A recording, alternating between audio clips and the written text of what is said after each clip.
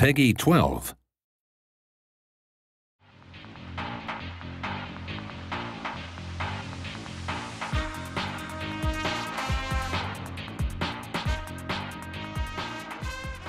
On June 28th, 1985, I played Spy Hunter at the 3rd Annual Masters Tournament, which was a Guinness Book tournament.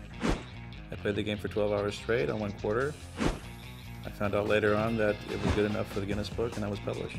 The game was, just fascinating. There was crowds around it. That was one game that I was drawn to. I think it just allowed things to be faster. It allowed to experiment, putting guns and other such things on cars. Spy Hunter was definitely one of the most challenging video games.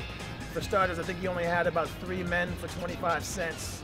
And it was real hard, the game was non-stop. You pretty much were working. You couldn't take your eyes off the machine for even 2 seconds. I think it was just different than what they had in the past. It wasn't a maze game like Pac-Man. People were looking for unique games that simulated real life. And this was one of them that did that very well. You're talking about the very first game ever being a driving shooting game. How did that not shape video games? People love it whenever you can combine 2 different things that are awesome, aka driving fast and shooting guns. So any game that you can do both of those is going to be a win.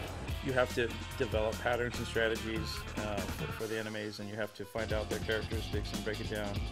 And it was a thinking game. The game design was simple and easy to learn, but hard to master.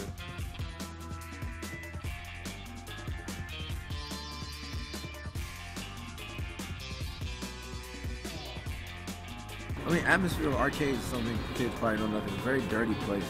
It's kind of like a nightclub for kids. All the girls were there, all the guys were there. If you weren't in the arcade, you're kind of a square, you were a superstar if you were good at a game.